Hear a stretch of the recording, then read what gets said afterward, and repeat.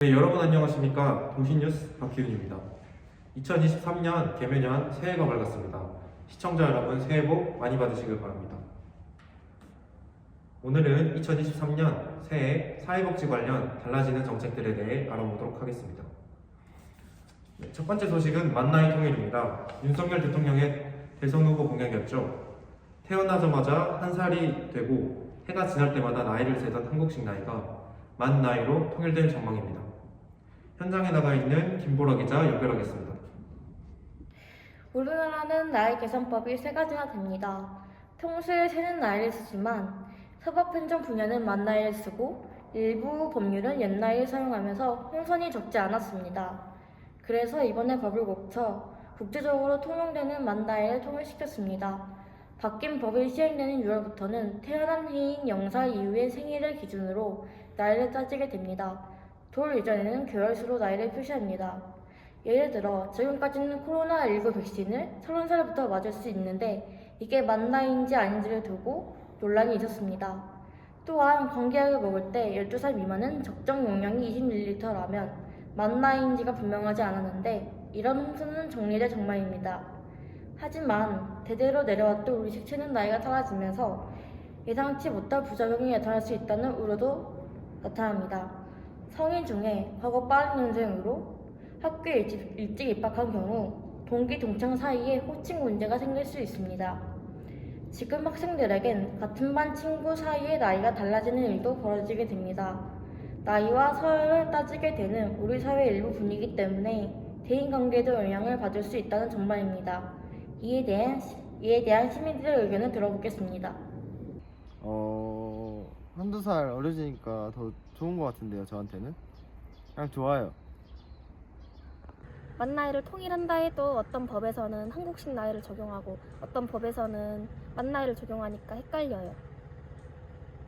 이처럼 만 나이 통일에 대한 시민들의 다양한 의견이 존재하고 있습니다.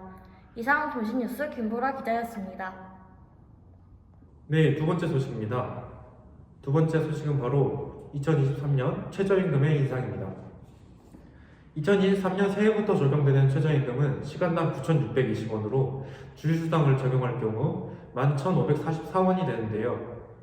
이렇게 되면 주 40시간 일할 경우 월급은 최저 201만 원이 되겠습니다.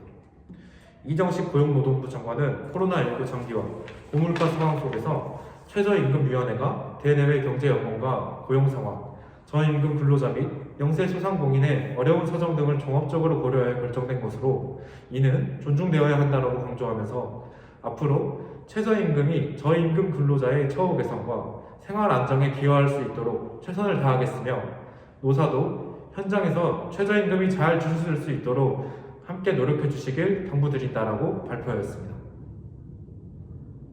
네, 세 번째 소식입니다. 새해부터 시작되는 복지제도 중에는 부모급여가 있는데요.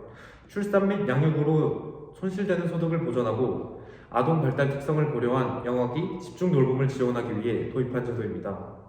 2022년 만 0세와 만 1세 아동은 가정에서 보육하는 경우 매달 30만 원, 어린이집을 이용하는 경우 50만 원의 영아수당을 지급받았습니다.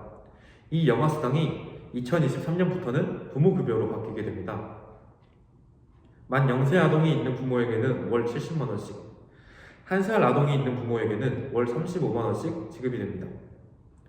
2024년부터는 만 0세 아동에게 월 100만 원, 만 1세 아동에게 50만 원씩을 지급합니다. 어린이집을 이용하는 경우에는 보육료를 뺀 나머지 금액을 지급받습니다. 출산과 양육으로 인한 가정의 소득 손실을 보전하려는 목적으로 아이를 키우는 과정에 실질적인 도움이 될 것으로 보입니다. 네, 마지막 소식입니다. 식품에 표기했던 유통기한이 새해부터는 소비기한으로 바뀝니다. 1985년 도입된 유통기한은 기업이 소비자에게 식품을 판매해도 되는 최종 기한을 뜻합니다. 소비 측면이 아니라 기업의 공급 측면에서 유통 가능 기한을 정한 겁니다. 올해부터는 유통기한이 폐지되고 소비기한이 사용됩니다. 소비기한은 정해진 방식대로 보관할 경우 안전이 이상이 없는 상태에서 소비가 가능한 기간을 말합니다. 우유는 통상 유통기한이 14일에서 16일이었지만 소비기한은 24일로 늘어납니다. 빵류는 유통기한 20일이 소비기한 31일로, 두부는 17일에서 23일로, 영유아용 이유식은 소비기한이 46일까지 늘어납니다. 식품의약품안전처는 올해의 경우 계도기간으로 정해 유통기한과 소비기한을 동시에 표기할 수 있도록 했습니다. 소비기한으로 바뀐 상황에서 소비자들은 제품에 적힌 보관 방법을 반드시 확인해야 합니다. 실온, 냉장, 냉동 등 보관 조건에 맞춰 보관해야만 안전하게 섭취할 수 있습니다. 식약처는 우유의 냉장이 철저히 지켜지지 않으면 변질되기 쉬운 점을 고려하여 적용 시기를 2031년으로 늦췄습니다. 소비기한 표시 제도가 도입되면 소비자의 식품 선택권이 보다 확대되는 것은 물론 경제적으로 섭취 가능한 음식을 폐기할 때 발생하는 비용이 대폭 절감될 것으로 예상됩니다. 네, 이상으로 동신 뉴스를 마치겠습니다. 시청해주신 여러분 감사합니다.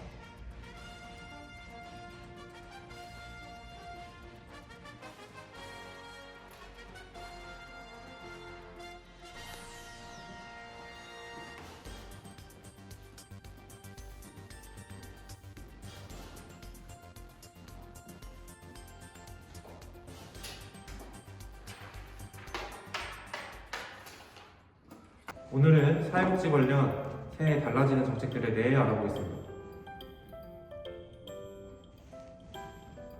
하지만 제대로 내려왔던 우리식 세는 나이가 사라지면서 우리나라는 나이 계산법이 세 가지나 됩니다. 평소에 세는 나이는 다시 침을 못 삼켰어. 네, 세 번째 소식입니다. 새해부터 시작되는 복지제도 중에는 부모급여가 있는데요. 출산 및 양육으로 손실되는 소득을 보전하기 보전하고 부모급여가 있는데요. 출산 및 양육으로 손실되는 소득을 보전하기 네, 마지막 소식입니다. 식품에 표기했던 유통기한이 새해부터는 소비기한으로 바뀝니다. 1985년 네, 이상으로 동신뉴스를 마치겠습니다. 시청해주신 여러분 굉장히 감사합니다.